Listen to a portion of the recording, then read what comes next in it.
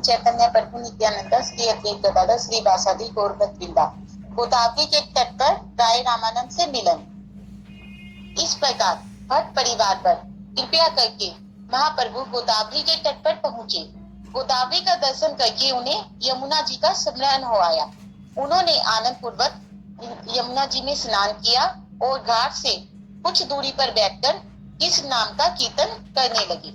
उसी समय श्री राय रामानंद जी राजवेश में बहुत से ब्राह्मणों के साथ गोदावरी में स्नान के लिए वहां पर उपस्थित हुए। वे कृष्ण के एकांतिक भक्त थे तथा कृष्ण लीला में श्री राधा जी की प्रिय सखी श्री विशाखा जी थे। प्रभु का दर्शन कर वे मुग्ध हो गए और श्रीमन महाप्रभु भी उन्हें देखकर पहचान गए कि ये ही राय रामानंद हैं। अंत में आधीर होकर उनका आलिंगन करना चाहते थे, परंतु किसी प्रकार से स्वयं को रोके रहे। उसी समय राय रामानंद जी स्वयं पुलकित होकर उन्हें आलिंगन किया। उस समय वहां पर विजातीय लोग होने के कारण उन दोनों में कुछ विशेष वार्तालाप नहीं हो पाया। अतः महाप्रभु बोले, राय रामानंद जी, आप संध्या के समय मेरे पास आना। उस समय हम कुछ कृष्ण कथा की चर्चा करेंगे। श्री राय रामानंद महाप्रभु के आदेश को शिरोधार्य करके उस समय ब्राह्मणों के साथ वापस चले गए। पूर्ण संध्या के समय जब वे साधारण देश में प्रभु से मिले तो प्रभु बहुत ही प्रसन्न हो गए। श्रीमन महाप्रभु ने पूछा, रामानंद, आप साध्य तथा साधन तत्व पर कुछ प्रकाश डालिए। राय रामानंद ने उत्तर दिया, वर्ण आश्रम धर्म का पालन ही साधन है और भक्ति ही साध्य है। ब्राह्मण, क्षत्रिय, वैश्य तथा शूद्र ये 4 वर्ण हैं। शास्त्रों में सभी वर्णों के लिए उनके स्वभाव के अलग अलग कर्तव्य निर्धारित किए गए हैं। जो विद्या अध्ययन और अध्यापन में रुचि रखते हैं और भक्तिमान हैं, वे ब्राह्मण हैं। वीरता एवं राज्य शासन में जिनकी रुचि है, वे क्षत्रिय हैं। कृषि, पशुपालन और व्यवसाय इत्यादि में जिनकी स्वाभाविक रुचि है, वे वैश्य कहलाते हैं। इन तीनों वर्णों की सेवा करना ही जिनका स्वभाव है, वे शुद्ध कहलाते हैं। इसके अतिरिक्त ब्रह्मचर्य, गृहस्थ, वानप्रस्थ और संन्यास ये 4 आश्रम हैं। अपने अपने वर्ण और आश्रमों के लिए शास्त्रों में निर्धारित कर्तव्यों का पालन करने से भगवान संतुष्ट होते हैं। यह सुनकर महाप्रभु बोले, यह ब्रह्म विचार है, बाह्य विचार है, अर्थात वर्ण आश्रम का अच्छी तरह पालन करने पर जागतिक सुख, स्व सुख अथवा मुक्ति सुख तो प्राप्त हो सकता है, परंतु भगवान का धाम प्राप्त नहीं किया जा सकता। इसका फल वैकुंठ से भारी होने के कारण प्रभु ने इसे भारी कहा तथा राय रामानंद से कहा, इससे आगे कहो। यह सुनकर राय रामानंद ने कहा, जब कर्म से कर्म अर्पण, कर्म त्याग, ज्ञान मिश्रा, भक्ति का वर्णन करते हुए ज्ञान सुना भक्ति के विषय में कहा, तब महाप्रभु बोले, रामानंद, यह ठीक है, परंतु इससे भी उत्तम कुछ है तो कहिए। उसके उपरांत राय रामानंद ने कर्म से शांत, दास्य, साख्य तथा वात्सल्य प्रेम का वर्णन करते हुए अंत में मधुर भाव, गोपी भाव को ही साध्य शिरोमणि बताया। पूर्ण रूप से श्री कृष्ण की प्राप्ति तो केवल मधुर भाव से ही हो सकती है, क्योंकि श्री कृष्ण मधुर भाव की आश्रय गोपियों के वशीभूत रहते हैं। यह सुनकर प्रभु बोले, रामानंद, वास्तव में यही साध्य तत्व की चरम सीमा है, परंतु यदि इससे आगे भी कुछ है तो कृपया पूर्वक कहिए। राय रामानंद बोले, इस गोपी भाव अर्थात जिस भाव से गोपियां कृष्ण की सेवा करती हैं, मैं भी श्री राधा जी का प्रेम सर्वश्रेष्ठ है, जिनके लिए श्री कृष्ण अन्य अन्य गोपियों की भी उपेक्षा कर देते हैं। जैसे रासलीला के समय राधा जी के मानिनी होकर रास छोड़कर चले जाने पर भगवान श्री कृष्ण व्याकुल हो गए, उनका मन रासलीला से उचट गया। वे भी रास छोड़कर श्री राधा जी की खोज में निकल पड़े।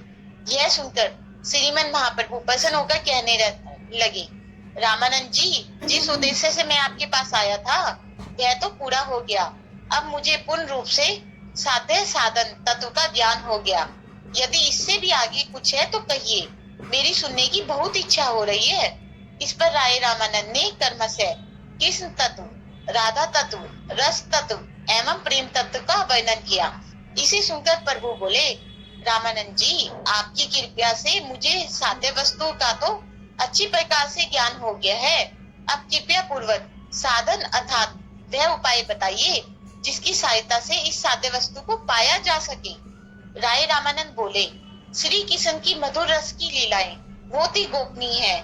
दास्य, साख्य, वात्सल्य आदि भावों के द्वारा भी इनमें प्रवेश संभव नहीं है। इन लीलाओं में तो एकमात्र सखियों का ही अधिकार है। अंत सखियों की अनुगत्य के बिना इस गुरुतम लीलाओं में किसी का भी प्रवेश संभव नहीं है। यहाँ तक कि स्वयं श्री लक्ष्मी जी को भी यह सौभाग्य नहीं हो सका, क्योंकि उन्होंने गोपियों का अनुगत्य नहीं किया। यह सुनकर महाप्रभु ने उनका आलिंगन कर लिया। राय रामानंद बोले, मेरे हृदय में एक संशय है, कृपया पूर्वक उसे दूर करें।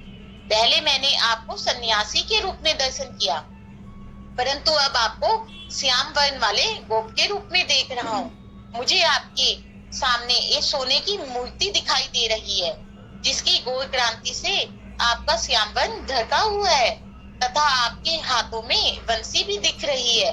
अतः प्रभु, यह सब क्या है? आप कृपया पूर्वक मुझे बताइए।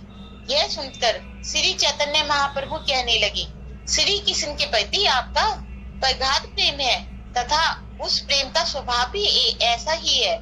महाभागवत जड़ अथवा चेतन सभी वस्तुओं में श्री कृष्ण का ही दर्शन करते हैं। आपका श्री राधा कृष्ण के प्रति प्रगाढ़ प्रेम होने के कारण मुझ में भी आपको श्री राधा कृष्ण के ही दर्शन हो रहे हैं। रामानंद बोले, प्रभु, स्वयं को मुझसे छिपाने की चेष्टा ना करें। मैं समझ गया हूँ कि श्रीमती राधिका जी के भाव और उनकी अंतरांति लेकर आप प्रेम रस का आस्वादन करने के लिए ही इस सब रूप में अवतरित हुए हैं। जब मेरा उद्धार करने के लिए आप यहाँ सवें आए हैं, तो अब छल करने की क्या आवश्यकता है?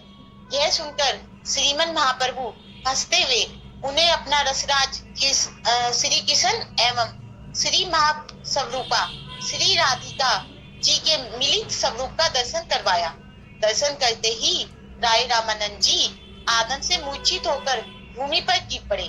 प्रभु ने उन्हें स्पर्श करके उनकी मूर्छा को दूर किया। चेतन होते ही जब उन्होंने पुनः श्रीमन महाप्रभु को गौरवन के सन्यासी के रूप में दर्शन किए तो विस्मित हो गए। प्रभु उन्हें आलिंगन करते हुए बोले, तुम्हारे अतिरिक्त इस स्वरूप का दर्शन आज तक किसी ने नहीं किया है। तुम तो मुझे पृथक एक गौर पुरुष के रूप में देख रहे हो। वास्तव में मैं वह नहीं हूँ, अर्थात यह गौरवन मेरा नहीं है। मैं तो नंदन श्री कृष्ण ही हूँ तथा मेरा रंग सांवला है, परंतु श्रीमती राधिका जी के अंगों के स्पर्श से मेरा यह गौरवन नित्य है। श्रीमती राधिका के भाव और उनकी अंतरांति को अंगीकार करके मैं स्वयं कृष्ण होते हुए भी अपने ही माधुर्य का आस्वादन कर रहा हूँ। मैंने तुम्हें अपने स्वरूप का दर्शन कराया क्योंकि तुम मुझे बहुत प्रिय हो, परंतु सावधान, इस विषय में तुम किसी से भी मत कहना। अति शीघ्र संसार छोड़कर नीलाचल चले जाना। वहाँ हम दोनों श्री कृष्ण कथाओं की चर्चा में निमग्न रहेंगे। श्री गौरांग महाप्रभु की जय। हरे कृष्ण दीदी।